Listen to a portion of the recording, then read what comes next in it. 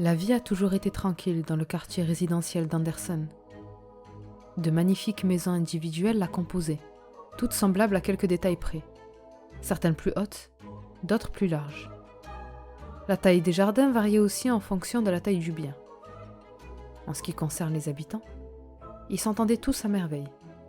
Les enfants jouaient sans crainte à l'extérieur de leur demeure. Une vie apaisante dans le quartier familial.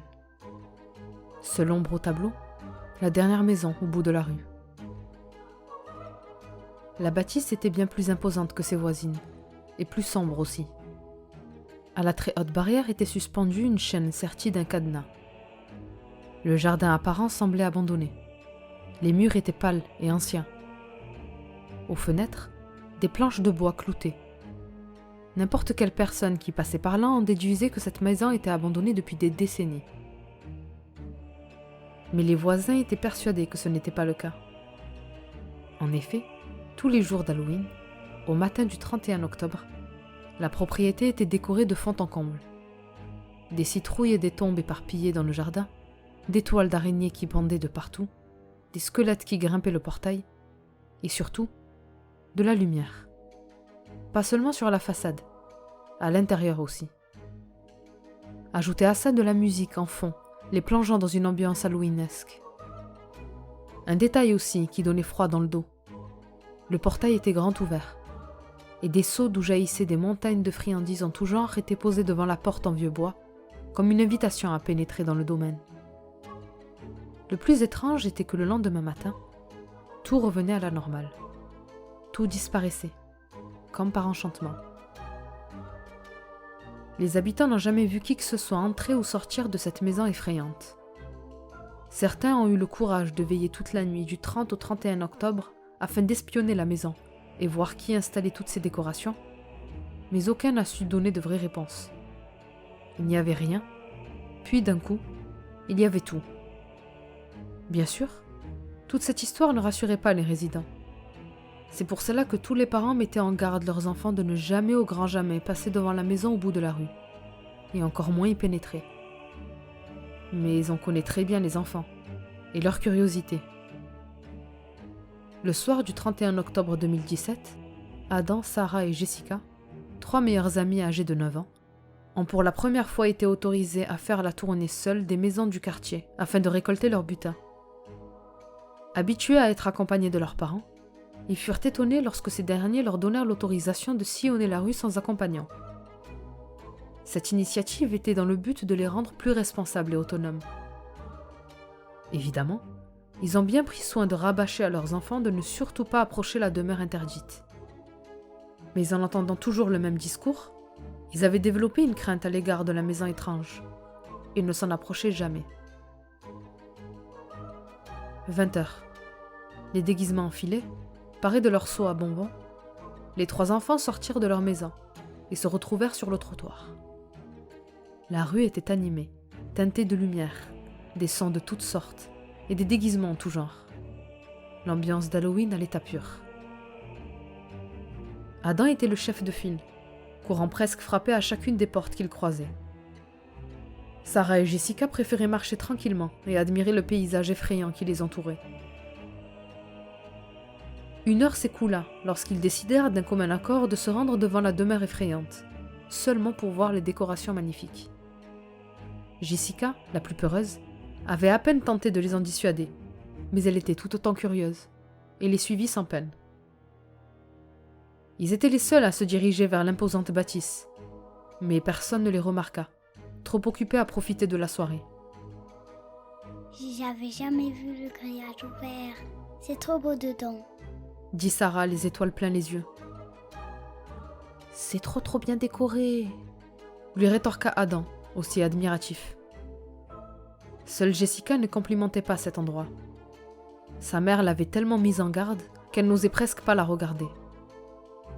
Elle tira le bras de Sarah, le visage inquiet. T'inquiète pas, Jess, il va rien se passer. On la regarde, c'est tout. On y va s'il te plaît. Avant de tourner les talons, Adam examina son seau et celui des filles. On n'a pas eu beaucoup de friandises. Regardez là-bas, il y en a tellement. Non, lui dit Jessica, la voix tremblante. Elle a raison, on doit y aller. Nos parents vont nous chercher. Sarah prit la main d'Adam et Jessica et entama son départ. Vous partez? Une voix résonna au loin, presque imperceptible à cause de la musique. Vous avez entendu? Sarah tourna instantanément ses yeux vers la maison, cherchant du regard la propriétaire de la voix inconnue. Elle ne tarda pas à voir une femme qui se tenait sous le porche, près des sucreries. Regardez là-bas. La petite pointa de son doigt la dame vêtue d'une longue robe.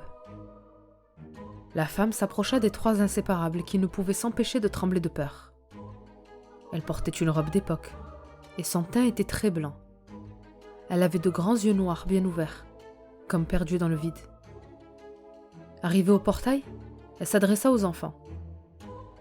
Comme vous êtes beaux et belles.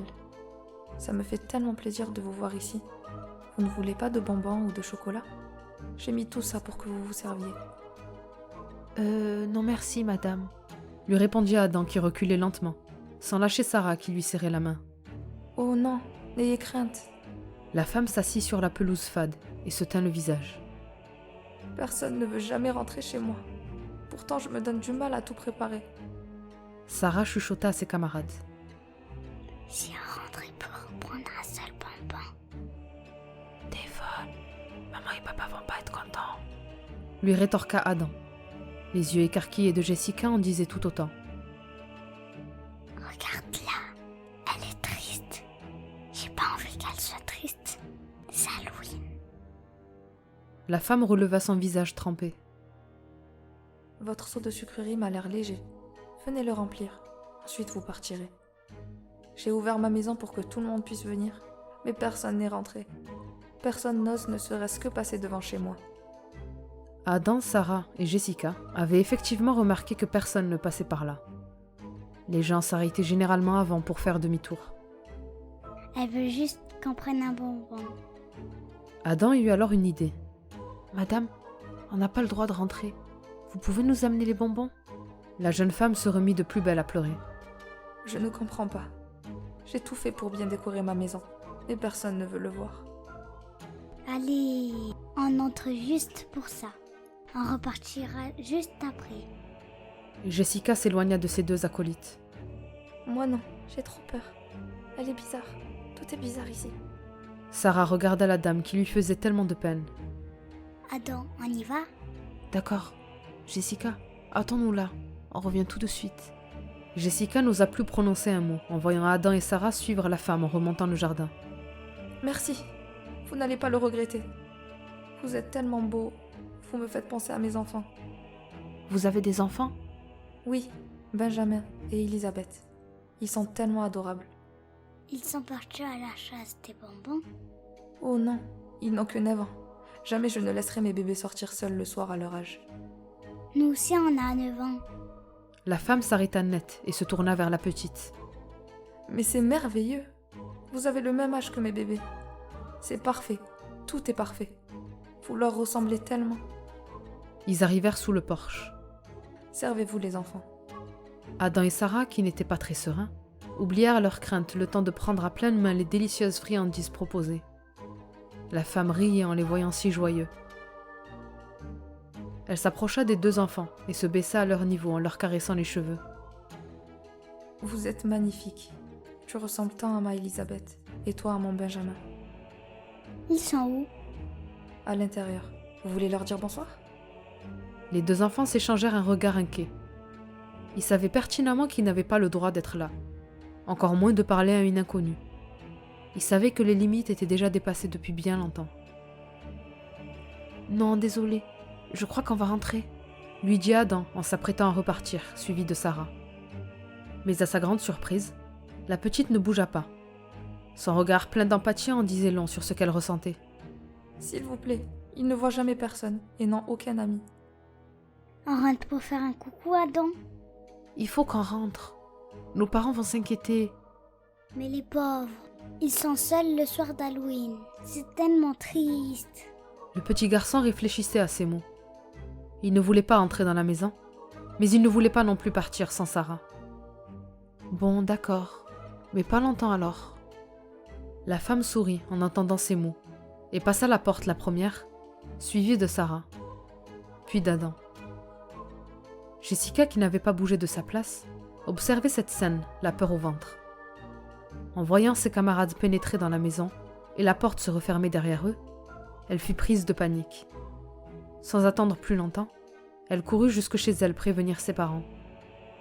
L'information atteignit très rapidement les oreilles des parents de Sarah et d'Adam, qui n'hésitèrent pas une seconde à se précipiter vers la maison étrange.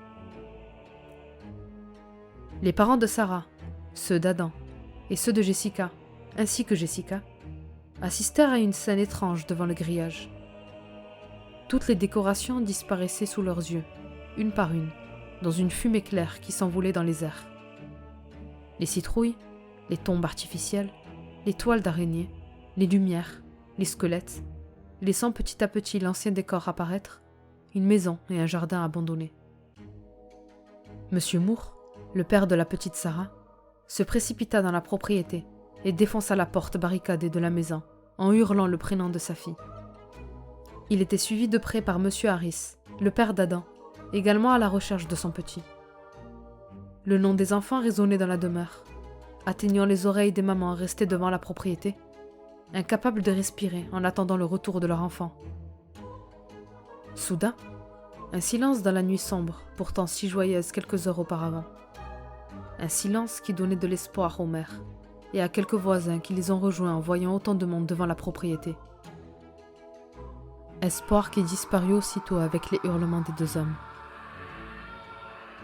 La police ne tarda pas à arriver sur les lieux. Sarah et Adam furent retrouvés allongés sur un lit dans une chambre, inertes. Les circonstances de leur mort sont jusqu'à aujourd'hui totalement floues. En menant une enquête plus profonde dans la propriété, une tombe fut retrouvée derrière la maison, avec comme inscription Benjamin et Elisabeth, 10 mai 1853, 31 octobre 1862. Personne n'a jamais cru Jessica qui répétait sans cesse qu'une femme leur a parlé et les a attirés dans la demeure. Personne n'a cru les parents qui répétaient que les décorations ont disparu sous leurs yeux.